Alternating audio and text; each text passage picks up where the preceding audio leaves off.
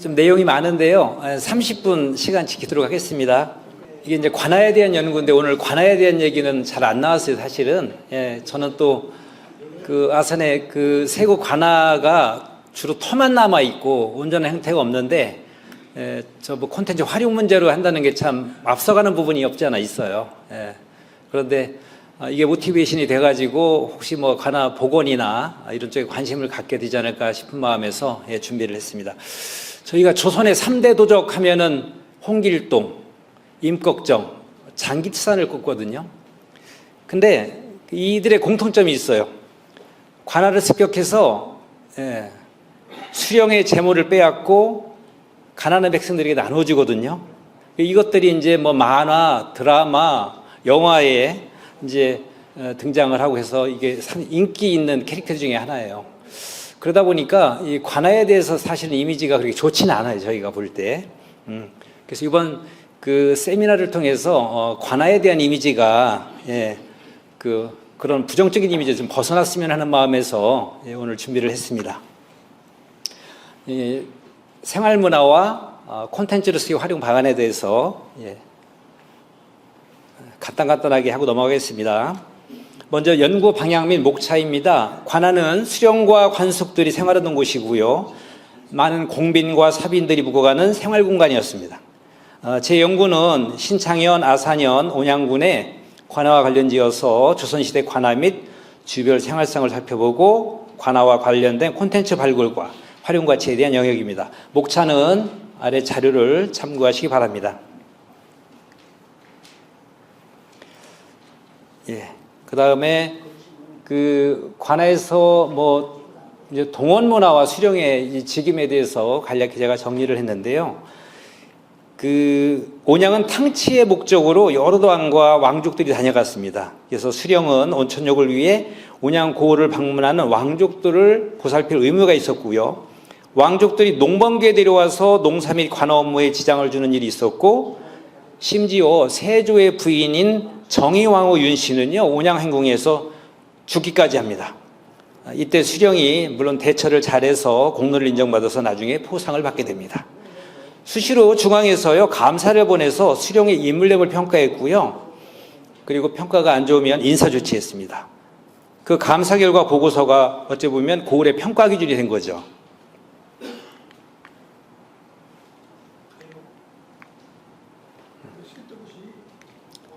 꾹 눌러도 잘 안 되네요. 자료를 보시죠, 자료를. 제가 시간이 없으니까. 그리고 뭐 추가로 아까 온양별시에 대한 말씀을 좀 잠깐 드릴게요. 세조 때 2번이 있었고요. 현종 때 2번, 숙죽 때 1번, 영족 때 1번 해서 총 6번이 시행됐고요. 온양 출신 수험생들에게는 온공 소재지라는 특혜가 주어져서 많은 사람들이 관직으로 나갈 수 있었습니다. 온양별시 담당관인 수령은요, 엄정하고 신중하게 시험을 관리했습니다. 다음은 객사 문화입니다. 객사는 수령의 집무 공간인 동원보다 격이 높은 건물입니다. 객사는 중앙에 정청과 좌우에 이컨이 있고요. 정청에 왕의 전패가 모셔져 있고 좌우 이컨은 공빈과 사빈들의 숙소로 사용했습니다. 종종 왕의 친정을 상징하는 전패를 도둑맞기도 했는데요. 아마도 수령을 모함하려고 누군가 의도적으로 버리기도 했던가 싶습니다. 다만 전패를 훔친 자에 대한 형벌은 사형이었고요. 그의 출신지와 그곳의 수령에게까지도 화가 미쳤습니다. 객사에서는요, 매일 초하루와 보름 그리고 명절에 망골리를 올렸고요. 또한 객사는 고을 간의 주요 교통 거점에 돼서 거리의 기산점 역할도 했습니다.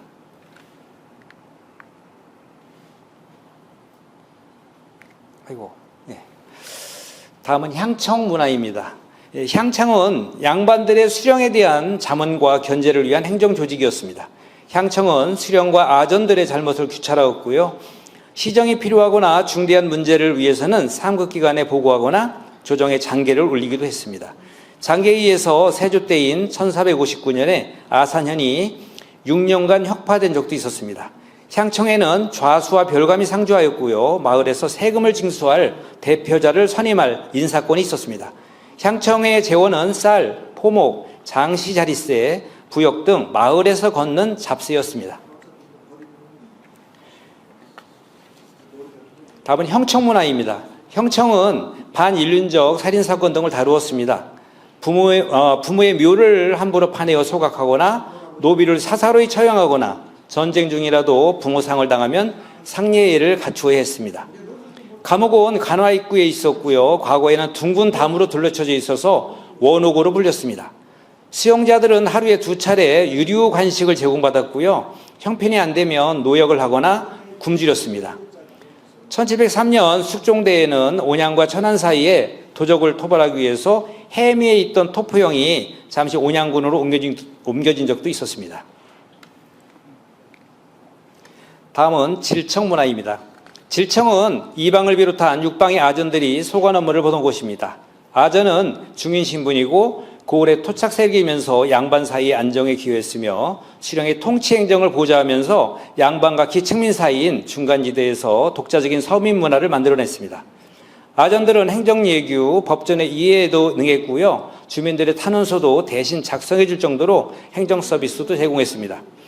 아전들은 양반들이 독점해온 충유열전 발간, 향유열전 편찬, 사후건립, 심효사리 등과 같은 운동을 추진하면서요. 신분의 벽을 넘고자 하였습니다. 옛 그 온양군의 읍지인 온주지를 보면 거기 이제 이두식 표현들이 많이 나오거든요. 이런 걸 볼 때 그 아전이 편찬한 것으로 보고 있습니다.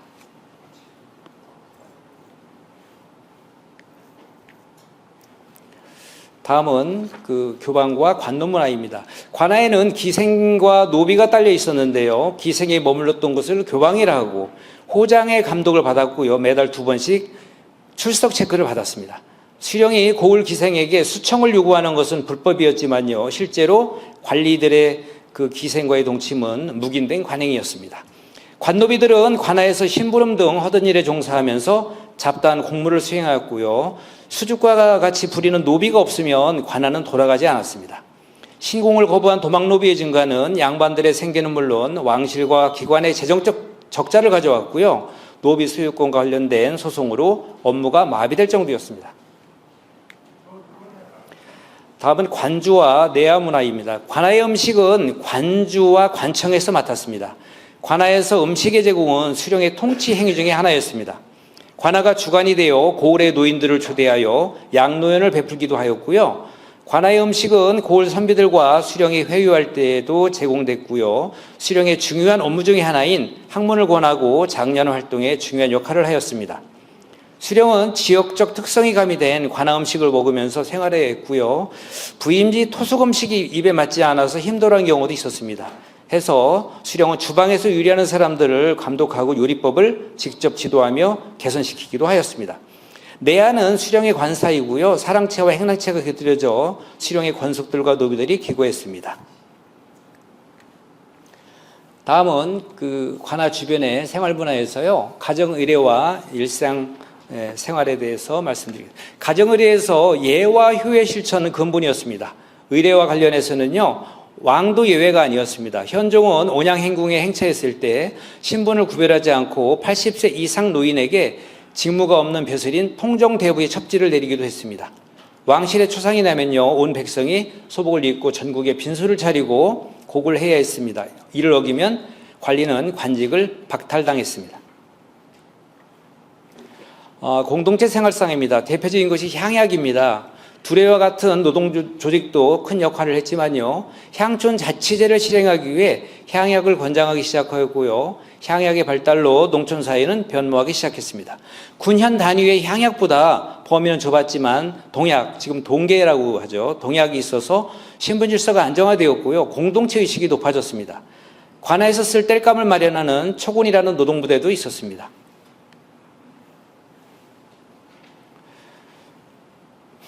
신앙생활입니다. 관아 시설 중에서 앞서도 들으셨지만 성황당이 있었습니다. 성황당에서는요, 나라의 사전에서 규정한 대로 봄, 가을로 토지와 고을을 지켜주는 성황신에게 제사를 지냈습니다. 고을 수령은요, 성황제를 주관하면서 제사권을 행사함으로써 주민들의 정신세계를 장악하고자 하였습니다. 고을 백성이 일상적으로 접촉하는 의원은 주로 무녀들이었습니다. 무녀들은 의료 서비스에 대한 수요가 상당했기 때문에요. 평상시에 의료 지식 습득에도 신경을 써야 했습니다. 무녀들은 반드시 굿을 통해서만 환자를 치료하지 않았고요. 현존하는 민간요법의 상당 부분은 그들의 임상 경험에 의한 것이라고 생각됩니다. 신분별 일상생활입니다. 조선시대는 농업과 관련된 일들이 일상이었는데요. 양인은 사회 운영의 기초가 되는 계급이었고요. 양인의 대부분은 농민이었고 나머지는 상인과 수공업자였습니다.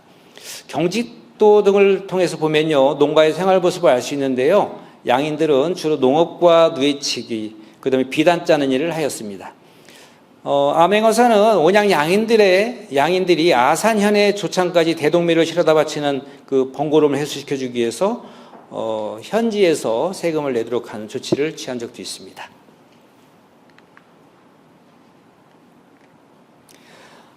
신분별 제도와 생활상입니다. 향교는 지방에서 유학을 교육하기 위해서 설립된 관학교육기관으로서 위상이 대단했습니다. 향교의 재정은 학위전과 그 이외의 기금 등의 수입원에 의존하였고요. 노비를 지원받았습니다. 향교 앞에는 대개 하마비가 세워졌고요. 지휘고하를 막론하고 모두 말이나 가마 등 이동수단에서 내려서 통행해야 했습니다. 온양 행궁으로 행행하던 숙종도 향교 앞에서 가마에서 내려 예를 갖췄습니다. 양반 중심의 사이에서 서민들의 일상을 중심에 둔 기록은 충분치 않고요. 민담이나 그림 등을 통해 가늠해 볼 뿐입니다. 관아 및 고건축물 활용 사례에서 그 관아 활용 사례를 말씀드리겠습니다. 저희가 연구과제를 준비하면서요, 연구위원진들과 함께 순천 나간읍성과 나주목 관아를 다녀왔습니다. 나간읍성에서 인상적이었던 것은요, 동원에 명예별감을 두고 방문객들에게 동원 문화와 그다음에 지방 통치 주요 거점으로서 나간읍성의 그 지리 정치적 위상과 정체성을 설명하는 방식이었습니다. 아쉬운 점은 동원에 서 있는 마네킹이었고요.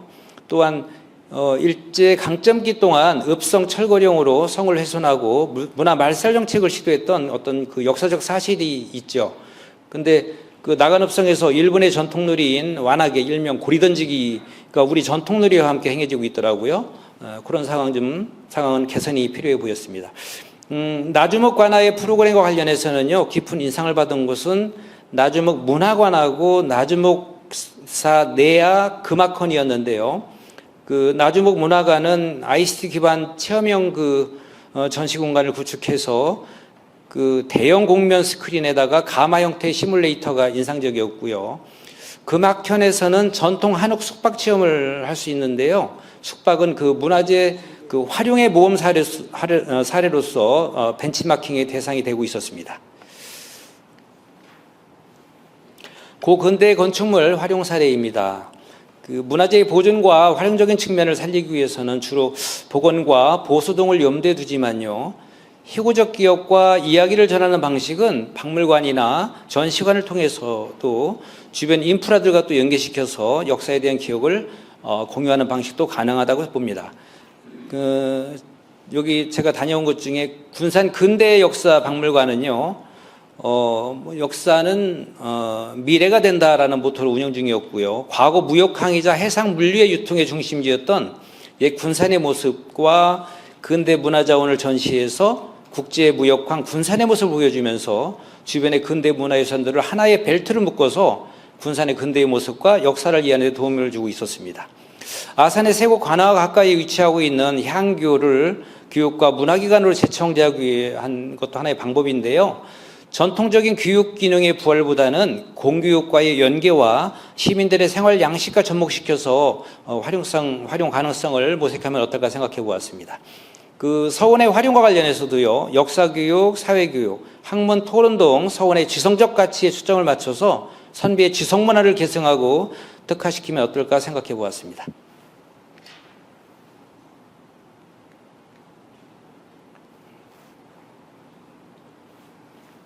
잠시만요. 그 세곡 관아의 활용 방안에서요, 관아 문화 활용 가치와 관아 주변 환경 인프라입니다. 세곡 관아가 온전한 형태로 남아있는 경우는 거의 없는 상황에서요, 관아에 대한 활용 콘텐츠를 발굴하고 활용하기 위해서는 우선 관내에 위치한 세 곳의 관아를 중심에 두고 크게 세 권역으로 나누어 가용 인프라들을 클러스터화할 필요가 있다고 생각했습니다. 온양군 관아는요, 온주암은 및 도건이 현존하고 있고요, 설화산 아래 좌측으로 맹시행단이 있고 우측으로 외암민속마을, 온양온천 등이 자리합니다. 아산현은 영인산을 진산으로 하면서 충무궁 이순신묘, 공세리 성당, 아산온천 등 역사문화적 가치는 물론이고요, 지역적 특성을 보이는 전통문화 자원들이 산재해 있습니다. 신창현 관아는요, 학성산을 진산으로 하면서 주변에 옹기 발효체험관, 도고 코미디홀, 도고 온천 등 연결시킬 수 있는 관광 인프라가 풍족합니다. 세 곳 관아의 공통점은 온천이 있다는 것이고요. 그 관아와 관련된 스토리 자원입니다. 신창현 관아는요, 성종의 계비인 정현왕후 윤씨의 탄생지이기도 하고요, 해서 스토리 자원으로 손색이 없다고 봅니다. 정현왕후는요, 부친이 신창현 수령으로 있을 때 관아에서 태어났고요, 정현왕후는 연산군의 어머니인 폐위된 윤씨를 대신해서 왕비의 자리에 오릅니다. 그리고 연산군의 폭정 이후 중종 반정으로 왕위에 오른 조선의 11대 왕인 중종을 낳았고요, 정현왕후는 성종, 연산군, 중종으로 이어지는 궁중의 암투와 격동의 시기에 파란만장한 삶을 살았지만 처세술과 생존력으로 살아남은 인물입니다. 1578년 토정 이지엠에 대한 얘기는 앞서 이제 말씀을 하셨기 때문에 생략하도록 하고요. 관아의 스토리는 재임했던 수령들의 모범 사례를 콘텐츠로 개발할 수 있습니다. 관아터 주변에 남아있는 관인들의 업적을 기리기 위해 세운 송덕비, 불망미 등 비석들에 대한 연구로요, 주인공들에 대한 이야기를 생산적인 콘텐츠로 살려낼 수 있다고 봅니다.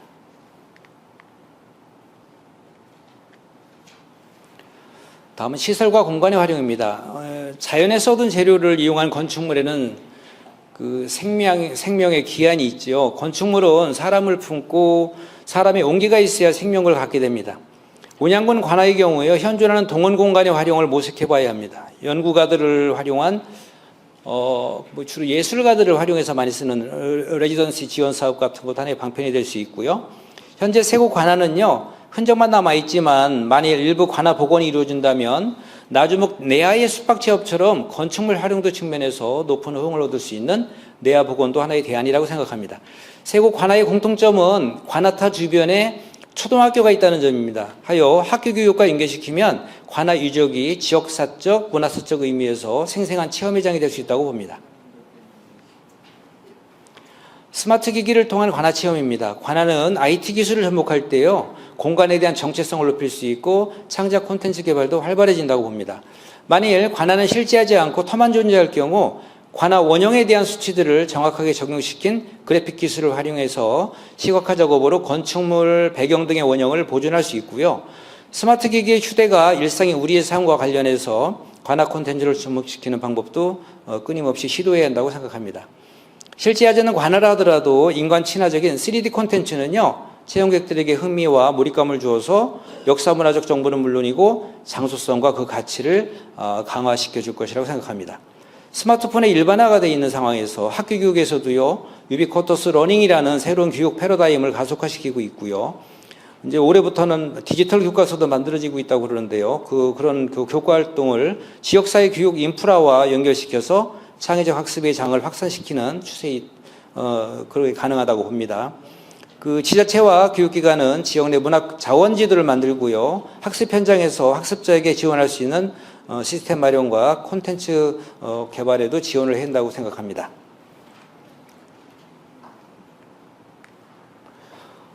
비석과 판각의 기록 문화입니다. 비석 등의 새겨진 글씨들을 판독하는 방법은 주로 탁본이었는데요. 최근에 탁본 과정에서 문화재 표면에 물리화학적 손상을 끼치는 관계로 현재는 사진 조명 기술하고 디지털 기법을 이용해서 비석의 명문을 찍어내고 분석해서 보정하는 방향으로 가고 있습니다. 관아 앞에는 아까도 말씀드린 것처럼 선정비, 불망비, 송덕비 등을 세워서 그 선정을 베푼 수령원들을 칭송하고 있는데요. 이 비석들을 관아와 관련한 유물로서 비석을 연구하게 되면 공동 내용, 주도한 사람들의 직위 및 명단, 사회적 환경 등을 알 수 있고요. 당시 지역사회의 단면도 이해하는 데 귀중한 사료가 될 것으로 생각합니다. 성황면 강당사에 외암 이간 선생의 문집을 새겨놓은 문집 판각이 있는데요. 307매가 있어요. 장판각 내에 보관되어 있고요. 목팔자와 목판 등 다양한 인쇄 및 기록문화 체험에 활용할 수 있는 어떤 교육적 가치가 충분한 유물이라고 생각합니다. 목팔자하고 목판의 판각이 어린이와 부모가 기록 가치의 중요성을 이해하고요. 기록 문화를 직접 보고 느끼며 체험할 수 있는 콘텐츠로서 과거 시대에 대한 이해는 물론이고 인쇄 문화에 대한 이해의 폭도 넓힐 수 있다고 생각합니다.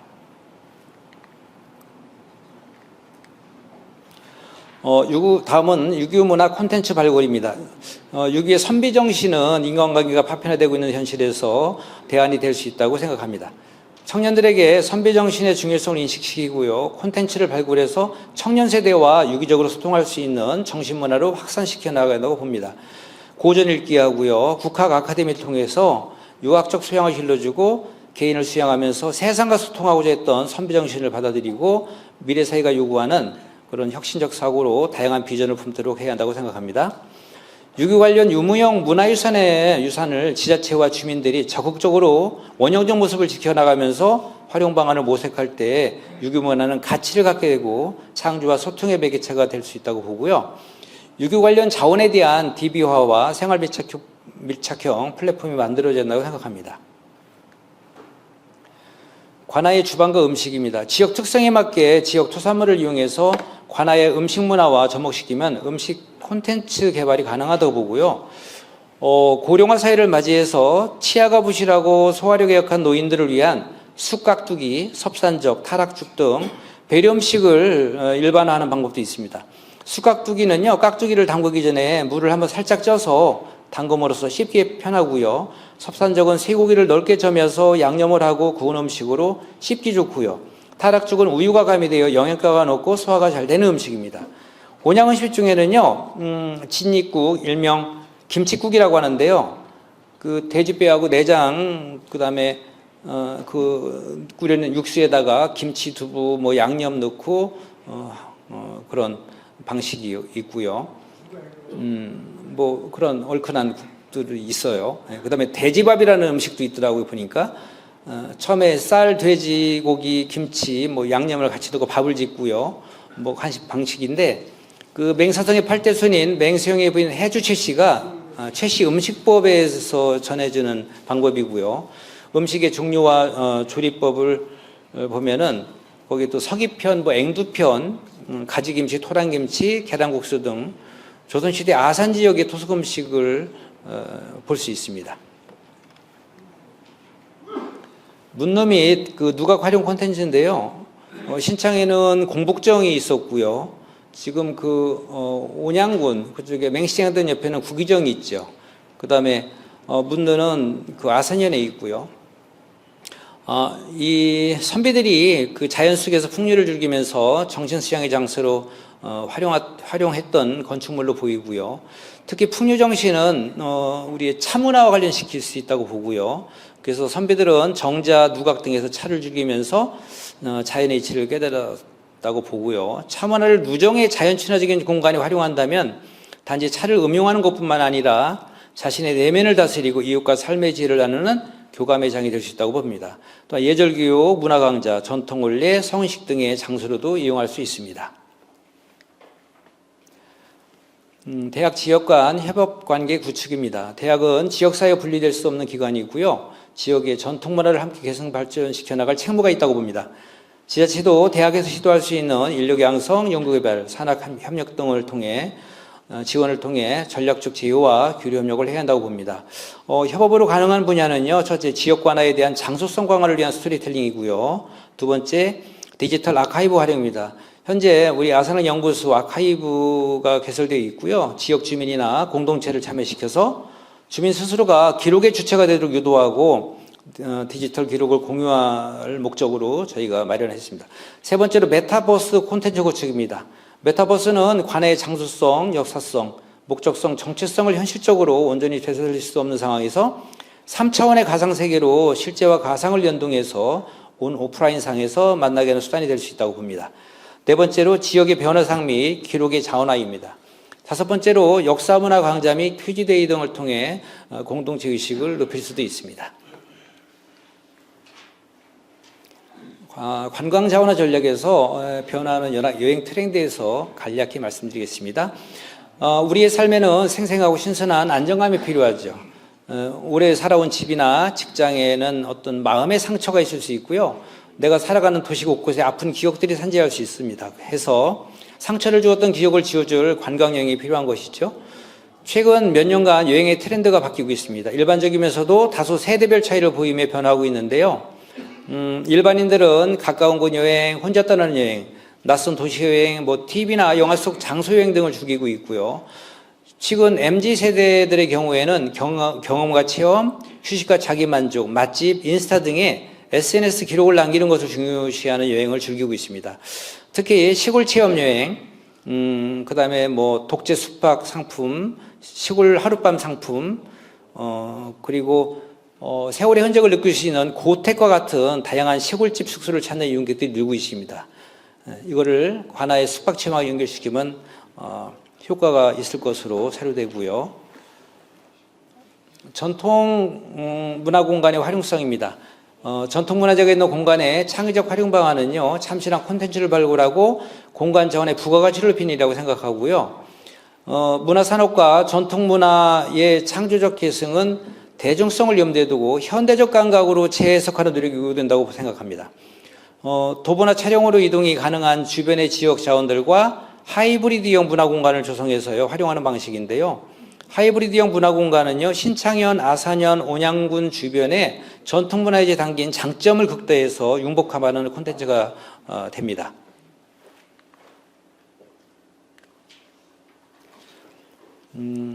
또 하나의 대안은 문화유적 답사 프로그램 운영인데요. 지역문화 답사 콘텐츠를 발굴하기 위해서는 장소에 대한 답사 지도를 만들고요.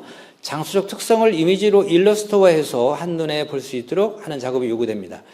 학교 교육도 창의성 개발 및 자아 실현을 위한 자기 주도적 학습을 강조하고 있고요. 현장 체험 학습을 중요시하고 있는 상황이지요. 특히 역사 교육에서 답사에 대한 관심이 높아지고 지역의 문화유산과 관련지어 답사 프로그램을 만드는 사례들이 늘어나고 있습니다. 답사 프로그램을 만드는 과정에서 중요한 것은 체험학습 자료집을 만드는 일이라고 생각하고요. 또한 학교뿐만 아니라 지역문화 답사와 같은 동호회 형태의 답사들도 늘어나고 있고요. 그리고 파워블로거, 인플루언서 등 지역의 역사문화 유적지를 돌아다니며 사진과 글을 올려서 공유하는 일은 이제 일반적인 상황이 되었습니다. 이제 얼마 안 남았거든요. 공연예술제 구상이고요. 저희가 도시의 창조성을 많이 얘기를 해요. 그런데 관아와 같은 지역의 고유자원을 어떻게 특화시킬 것인가 해서 그 특화의 가장 생산적인 형태는 저는 축제 콘텐츠라고 보고요.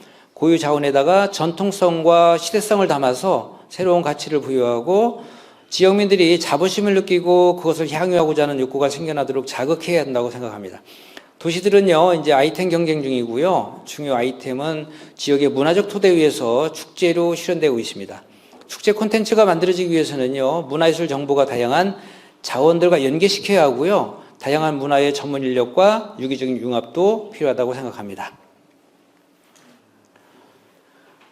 체류형 체험과 관광 해설사 역량 강화입니다. 최근에 지자체마다 머물고 싶은 도시, 휴식을 주는 도시 등의 캐치프레이즈로 체류형 관광 활성화 정책을 추진하고 있습니다. 아산의 관광자원을 연결하는 체류형 전통문화 체험, 관아 주변의 공간, 시간, 유무형 문화 통합 플랫폼 개발이 우선적으로 이루어진다고 생각하고요. 이미 국가 지원 아래 청년 창업가들이 주축이 돼서 전통을 소재로 해서 한식, 한복, 국악, 한글, 축제 등을 포괄하는 전통문화 사업을 벌이고 있는 상황을 주시할 필요가 있다고 봅니다. 관광도 전문화되고 세분화되고 있는 현실에서 문화해설사의 전문성이 더욱 요구되는 시점인데요. 문화해설사의 전문 지식과 스토리텔링 기법이 관광객의 지적 이해에 영향을 미칠 뿐만 아니라 지역 이미지 제고에도 중요하다고 봅니다. 아산은 다문화 가정의 비율이 높은 편이고요. 해서 한국 문화에 대한 이해도가 높은 외국인 유학생이나 다문화 가정의 인적 자원을 외국어 문화해설사로 활용하는 방식도 있다고 봅니다. 다문화 사회로 변모하는 한국 사회에서 다문화 가정의 구성원들이 한국 사회에 잘 적응할 수 있는 기회장이 될 수도 있고요. 문화간 갈등을 완화시키는 데에도 도움이 될 것으로 봅니다. 아이고, 마무리하겠습니다. 사실 온전한 형태의 관아가 없는데 활용성의 문제를 논하는데 공감하기 어려운 부분이 없지 않아 있다고 보고요. 그런데 이런 기초연구 자체가 그 관아 복원 실현 가능성에 큰 동력이 될 수 있다고 생각합니다. 이상 마치겠습니다.